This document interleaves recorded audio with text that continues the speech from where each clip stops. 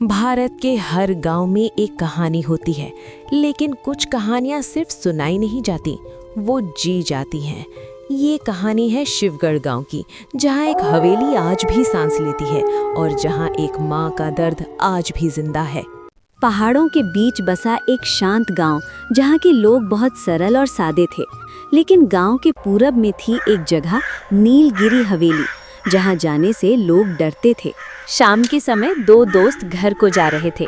तभी अर्जुन मोहन से कहता है, लगता है बारिश शुरू होने वाली है। मौसम बहुत ज्यादा खराब दिख रहा है। चल भाई जल्दी चल। हाँ भाई, चल रहा हूँ। ये तो मुझे कौन से रास्ते ले जा रहा है? अरे ये तो हवेली की तरफ का रास्ता है भाई। लोग कहते हैं यहाँ से अजीब अजीब आवाजें आती हैं। मुझे नहीं जाना भाई यहाँ से। अरे ये छोटा रास्ता है, अब ज्यादा बातें मत कर, जल्दी जल्दी चल। लेकिन जैसे ही वो लोग हवेली के पास पहुंचते हैं तो बारिश बहुत तेज हो गई और ओले भी गिरने लगे। हे भगवान, ओले गिरने लगे। अरे भैया, मेरा तो सिर ही फूट जाएगा इन ओलों से।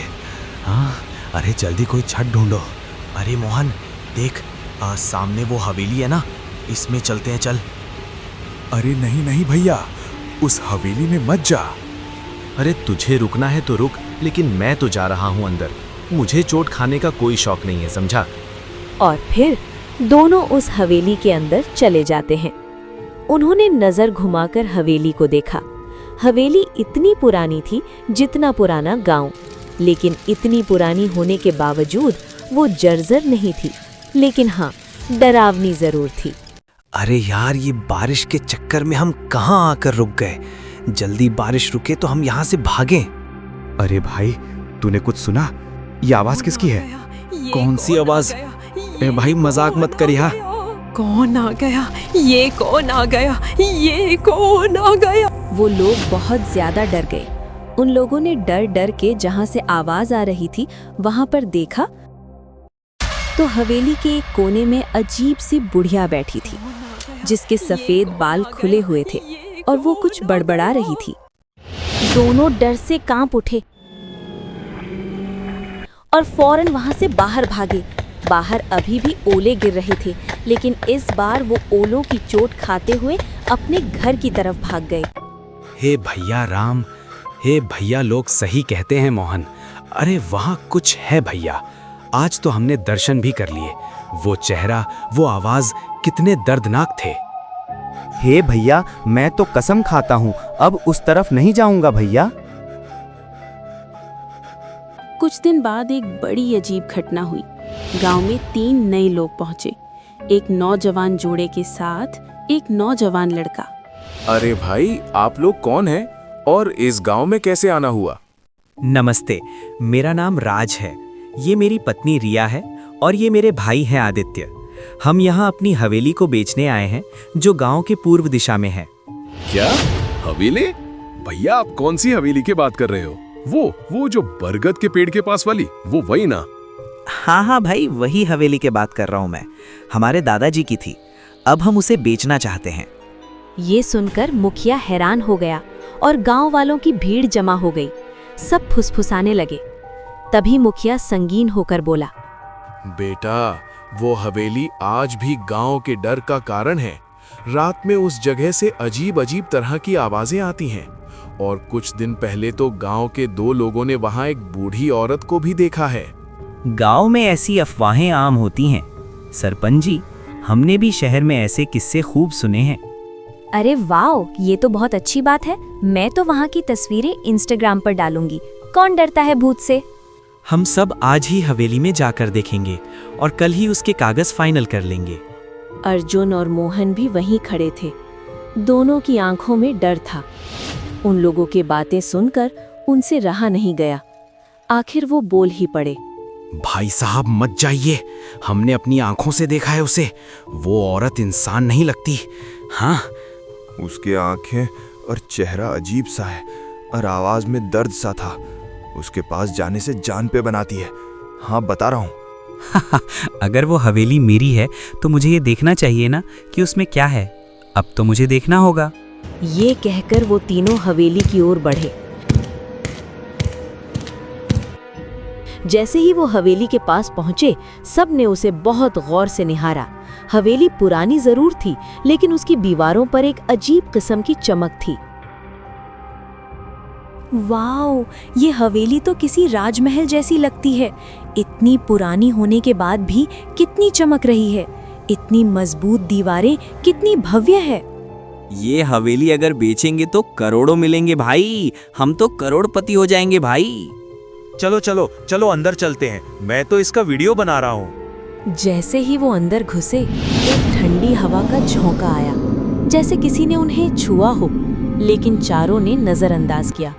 अंदर का हॉल अब भी चमक रहा था, जैसे समय ने उसे छुआ ही ना हो। राज वहां खड़ा होकर बोला, सोचो यार, कैसे यहाँ पर इतने बड़े हॉल में लोग रहते होंगे। वाओ यार। Seriously, what a royal life. लेकिन यार मुझे एक अजीब सी आवाज सुनाई दे रही है। ये कैसी आवाज है? कौन आ गया? ये कौन आ गया? ये कौन आ गया? कोई अजीब सी आवाज में बोलकर हमको डराने की कोशिश कर रहा है शायद। चलो उस तरफ चलते हैं, देखती हूँ कौन इतनी एक्टिंग कर हमें डराने की कोशिश कर रहा है। तीनों उस कोने की ओर बढ़ते हैं, लेकिन वहां कुछ नहीं था। तभी चमगादड़ों का एक झुंड छत से निकला। अचानक से कविता चीख पड़ी, अरे बाप रे, सांप! अरे भागो भाई! हे भगवान, ये हवेली तो जंगल हो रखी है। अफवाहों का भूत और असली जानवरों का आतंक है ये हवेली। राज, कविता और आदित्य हवेली की सुंदरता और रहस्यमय माहौल से प्रभावित होकर वहां से निकलने ही वाले थे कि अचानक हवेली के अंदर एक अंधेरे कोने में कुछ हिलता डुलता दिखा। सभी की निगाहें उस कोने की ओर मुड़ी। वहां एक औरत बैठी थी, उसी हवेली की वही रहस्यमयी बुढ़िया जिसकी बातें गांव वाले करते थे। खुले सफेद बाल, सूखी सिलवटों वाली त्वचा और पथराई। वो देखो, वहां कोई है। वो आवाज कितनी डरावनी है। तुम डरो मत कविता, चलते हैं, ये वही बुढ़िया लगती है। कविता साहस करके धीरे धीरे उस बुढ़िया के पास गई। जैसे ही वो पास पहुंची, बुढ़िया अचानक कांपती हुई खड़ी हो गई। आप कौन हैं? यहाँ क्या कर रही हैं? तुम लोग कौन हो? यहाँ क्यों आए हो? यहाँ क्यों आए हो? यहाँ कोई नहीं आता, फिर तुम क्यों आए हो? ये हमारे दादा की हवेली है, हम इस हवेली को बेचने आए हैं। तुम कौन हो?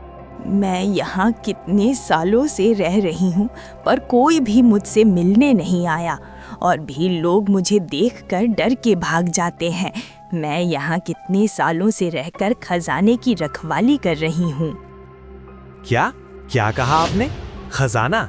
हाँ, बहुत साल पहले मैंने इस हवेली में खजाना छुपाया था, पर अब याद नहीं कहाँ रखा है, कहाँ दफना दिया, समझ नहीं आता। बुढ़िया के खजाना शब्द ने तीनों के मन में एक साथ बिजली की तरह लालच जगा दिया। उनकी आंखों में अब हवेली की कीमत से ज्यादा उस अदृश्य खजाने की चमक तैरने लगी।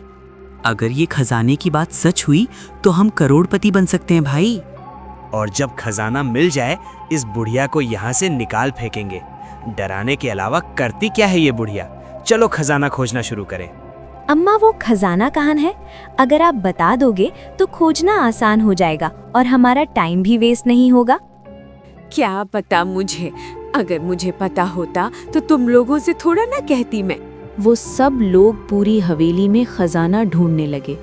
बुढ़िया भी दीवारों को थपथपाती, जमीन को सूंघती, जैसे कुछ याद करने की कोशिश कर रही हो।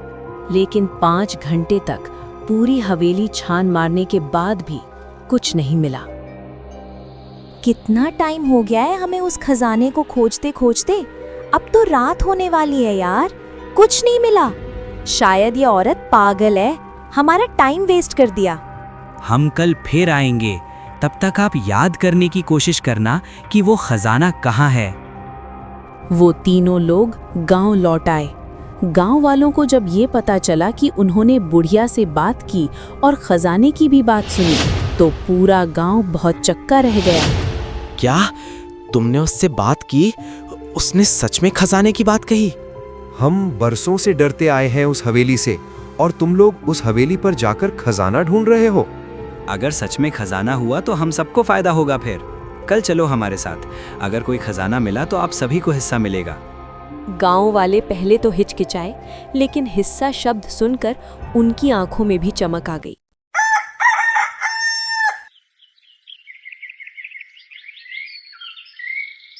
अगले दिन राज, कविता, आदित्य के साथ गांव के लोग भी हवेली पहुंचे। वो देखो भाई, वही बुढ़िया है जो उस दिन हमें दिखाई दी थी। हे भगवान, मुझे यकीन नहीं हो रहा है मैं यहाँ वापस आ गया। चलो सब, आज इस हवेली का कोना कोना उलट डालो। चलो फटाफट खोजो उस खजाने को। लोगों ने हवेली के हर कोने को अच्छी तरह देखा, यहाँ तक कि कुछ लोगों ने तो खजाने की तलाश में बाहर बगीचे में खुदाई भी शुरू कर दी। कुछ घंटे बीते, लेकिन कहीं कुछ नहीं मिला। तभी अर्जुन की नजर हवेली के पिछले हिस्से पर गई, जहां छत का एक हिस्सा टूटकर गिरा हुआ था। गांव वालों, अरे ओ भैया इधर आओ, देखो, अरे यहाँ कुछ है शायद। आओ आओ आओ, जल्दी आओ सब लोग। अरे ये मलबा हटाओ, इसके नीचे कुछ है। सब ने मिलकर वहां का सारा मलबा हटाया और नीचे एक पुराना पत्थर निकला जो जमीन से अलग दिख रहा था। जैसे ही उसे हटाया गया, नीचे सीढ़ियां दिखाई दी, एक तहखाने की ओर जाने वाली। तहखाना? ये तो बिल्कुल फिल्मी सीन बन गया। अरे वाओ! चलो अंदर सभी लोग। वो लोग बारी बारी तहखाने में उतरे। तहखाने में घुप अंधेरा था, सीलन भरी हवा और मकड़ी के जाले। सबने अपनी मोबाइल की फ्लैशलाइट जलाकर जगह जगह टटोला। तभी आदित्य की नजर एक लोहे के पुराने संदूक पर पड़ी। सुनो सभी लोग, इधर देखो यार, कुछ मिला है, एक बहुत पुराना संदूक। अरे यार जल्दी निकालो इसे यार। संदूक भारी था, लेकिन गांव वालों की मदद से बाहर ले आया गया। जैसे ही बुढ़िया ने उसे देखा, वो पागलों की तरह झूमने लगी। अरे वाह, मिल गया मेरा खजाना, मिल गया मेरा खजाना। चारों लोग बहुत ज्यादा खुश हो गए। अब उन्होंने फटाफट संदूक खोला, लेकिन उसके अंदर जो था वो देखकर सबकी डर के मारे रूह कांप गई। ये क्या है? ये तो किसी बच्चे का कंकाल है। तीनों तुरंत पीछे हट गए, लेकिन बुढ़िया संदूक को पकड़कर बैठ गई और जोर जोर से रोने लगी। उसकी आंखों से आंसू बहने लगे। ये तो किसी बच्चे का कंकाल है। ये क्या है? तुमने तो कहा था खजाना है, जवाब दो ये क्या है? बताती हूँ, सारा सच बताती हूँ। बुढ़िया ने बताना शुरू किया कि उसका नाम संगीता था। एक समय में जवान, सुंदर और भोली भाली संगीता अपने पति और ससुर के साथ इस हवेली में रहती थी। पर ये किसे पता था कि जिस घर को वो स्वर्ग समझती थी, वो एक दिन उसका नर्क का कारण बन जाएगा।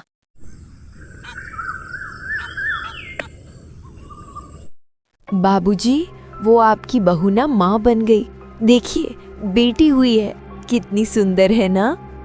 क्या कहा बेटी? ये कैसे हो सकता है? तुझे शर्म नहीं आती?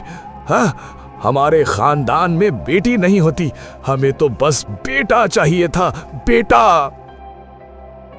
मुझे तो इससे बात भी नहीं करनी, निकम्मी औरत। संगीता के पति ने ना तो बेटी को गोद में लिया, ना कभी उसकी शक्ल देखी। बच्ची के जन्म के साथ ही मानो हवेली का हर कोना ठंडा और बेरंग हो गया। संगीता अकेली पड़ गई, अपनी नन्ही जान को सीने से लगाकर हर दिन अपमान और तानों से लड़ती।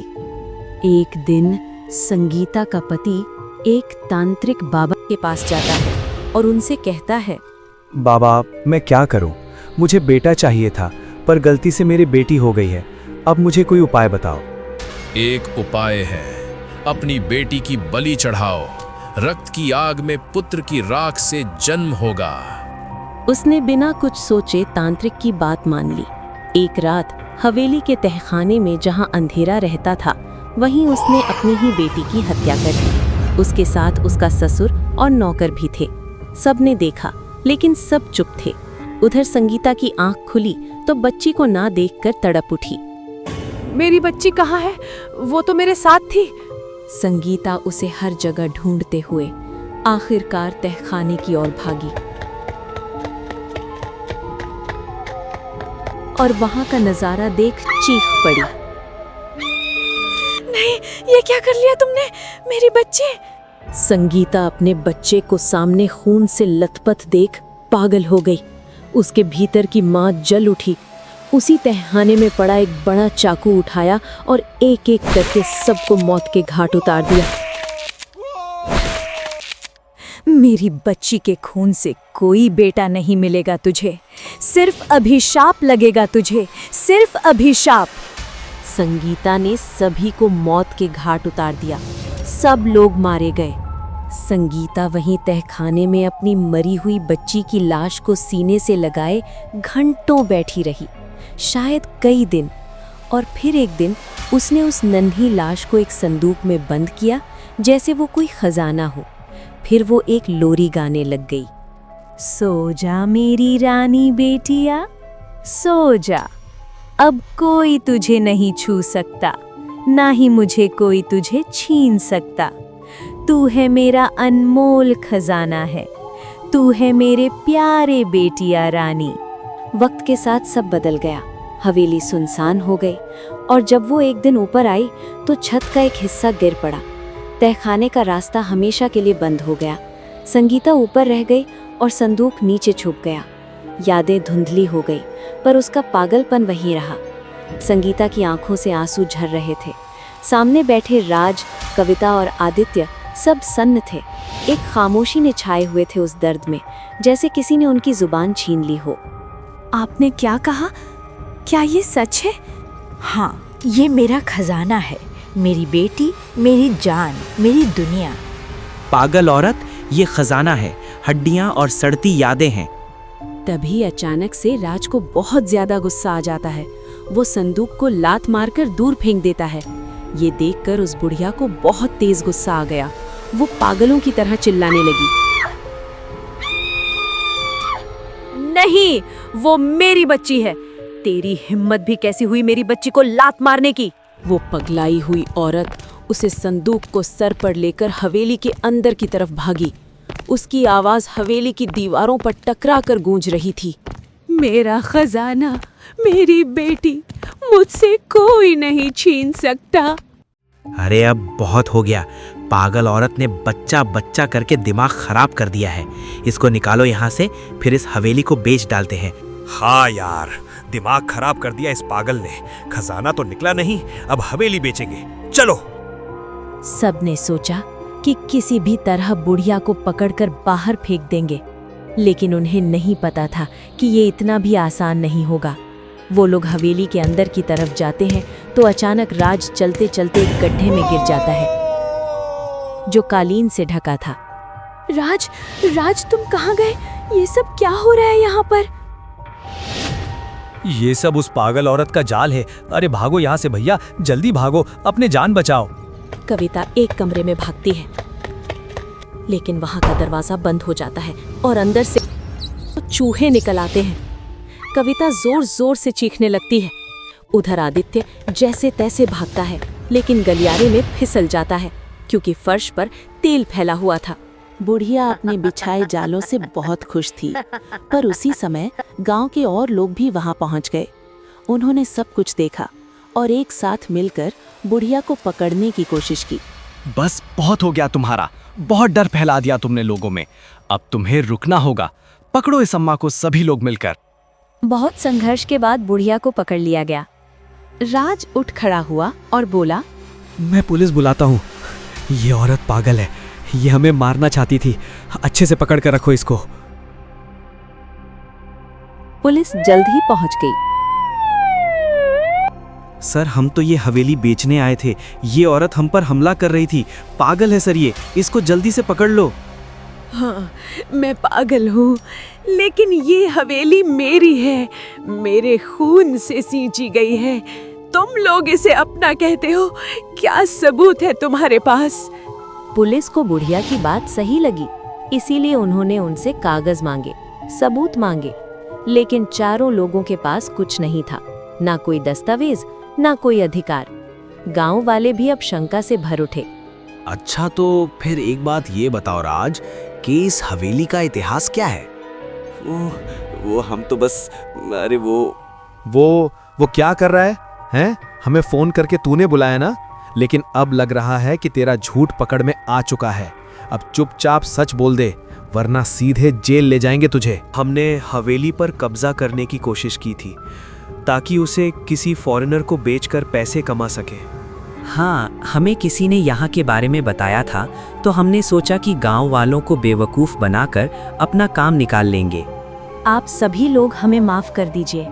हैं? माफी? हाँ, जरूर मिलेगी ना माफी। चलो सीधे थाने, चलो वहीं करेंगे तुम्हें सब माफ। पुलिस ने तीनों को गिरफ्तार कर लिया।